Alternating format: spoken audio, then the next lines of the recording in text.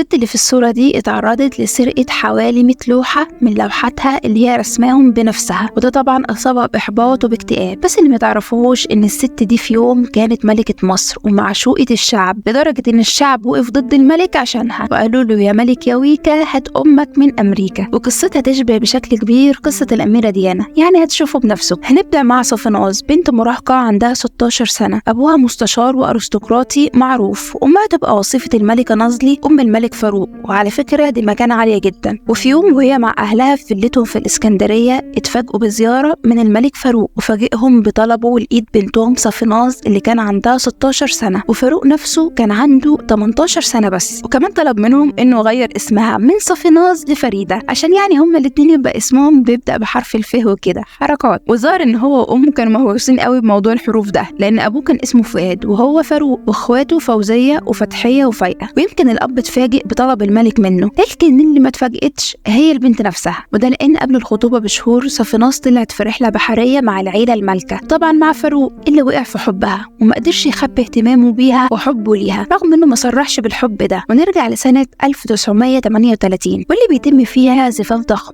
اتسمى بزفاف القرن، واخبار الزفاف دي ملت الصحف المصريه والاوروبيه كمان. يعني مثلا فستان الملكه كان يكلف وقتها $3000، وفي الوقت ده كان رقم كبير، وطرحتها كانت حوالي 5 متر، ومهرها كان 10 مليون شيلين يعني حوالي $250,000 في الوقت ده. وتورته الفرح كان طولها 3 متر، متخيلين؟ والاحتفالات طبعا استمرت لايام في قصر القبه، والقصر ده كان بيحتوي على 400 غرفه، ده غير الجناين والاراضي اللي بتحيط بيه، يعني حاجه فعلا في الخيال. ومصر في الوقت ده كانت على صفيح ساخن، وكانت على مشارف الحرب العالمية الثانية، لكن ده ما منعش المصريين انهم يحتفلوا مع ملكهم. فمن اصل 16 مليون مصري، وده كان تعداد الشعب في الوقت ده، في حوالي 1,000,000 مصري جم من كل المحافظات عشان يحتفلوا مع الملك بتاعهم. وده طبعا اللي فرح الملك وخلاه يوفر لهم اكل وهدايا. واحيت الليلة دي الست ام كلثوم وعبد الوهاب، ويمكن كانت دي اول مرة في العصر الحديث الملكة تقف جنب الملك من غير عازل وتحيي الشعب وجها لوجه، يعني من غير ما تخبي وشها. وده اللي خلى الشعب يحبها ويتوسم فيها الخير ويحس كده انها منهم وحاسه بيهم. وبتتم الجوازه على خير، وكان في الاول الوضع هادي مع فاروق وام الملكه نازلي، وخلفت فريده بنتها الاولى. لكن البنت الصغيره البريئه دي ما كانتش تعرف ان القصر كله حروب، حاجه كده ولا حريم السلطان. خد عندك مثلا الملكه نازلي ام الملك فاروق اللي عاشت محبوسه ايام جوازها من الملك فؤاد، ده خلاها بعد موته عايزه تتحرر من كل القيود. فمثلا قبل زفاف ابنها بيومين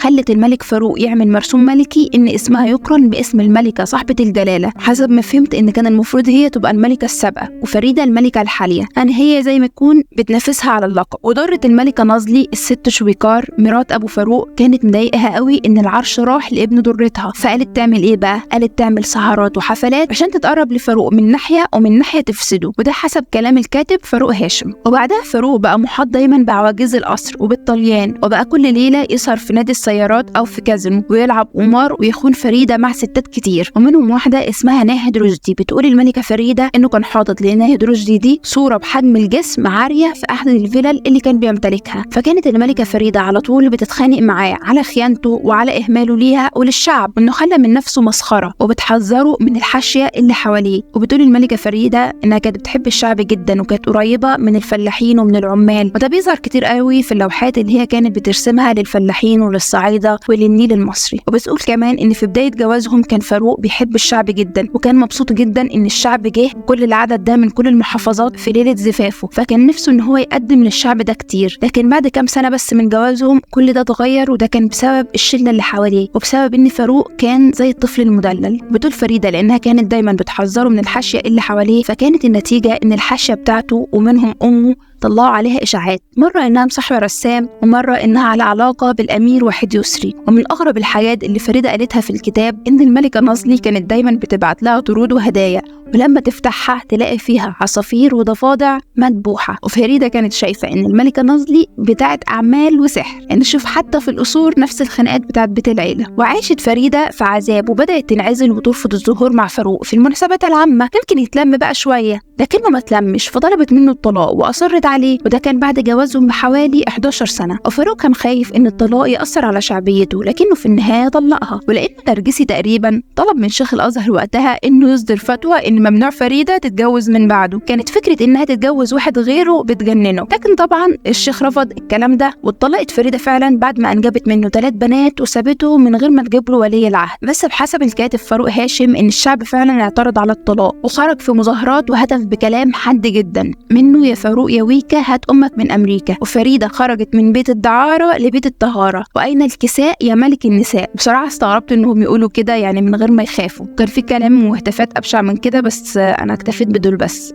وبعد طلاقهم بسنين قليلة فاروق طبعا اتخلع من منصبه، وفي سنة 1954 يعني بعد ما اتخلع بسنتين وجه رسالة لفريدة من خلال مؤتمر صحفي في أوروبا، قال فيه إنه ندمان إنه طلق فريدة وإنها الست الوحيدة اللي حبها في حياته. وبعد فاروق رفضت فريدة إنها تتجوز أي حد تاني، وعاشت فترة بره مصر واشتغلت في الرسم، وحصل لها مشاكل كتير زي موضوع لوحتها اللي اتسرق ده، وكمان جالها مرض في الكبد. وفي النهاية رجعت مصر وعاشت فيها لحد موتها سنة 1988. يمكن اللي حواليها كانوا مستغربين إنها تسيب القصر والحكم والمكانة والجاه والسلطان، لكن هي فعلا ما بصتش لكل ده ولا للفلوس، ونجت بنفسها في الوقت المناسب، رغم إن فاروق حاول يرشيها عشان تفضل معاه من غير ما تتكلم ولا تعترض على أفعاله. فمرة رشاها بقصر سماه قصر الطاهرة، ومرة ب200 فدان، بس هي سابت كل ده واختارت نفسها. وانا حبيت اعمل لكم حاجه مختلفه في رمضان، فاولا كل سنه وانتم طيبين. انا هحاول كل يوم احكي لكم قصه خفيفه من بعد الفطار، سواء تاريخيه او اجتماعيه لاشخاص عاديين حتى بيحكوا عن نفسهم، او حتى قصص من الف ليله وليله. فمتنسوش تقولوا لي رايكم ايه وايه توقعكم للقصه الجايه. وبس يا حلوين، انا هاجر ودي قناتي. لو عجبكم المحتوى اعملوا اشتراك ولايك ورشحونا لاصحابكم، وما تنسوش تقولوا لي رايكم في المحتوى. سلام.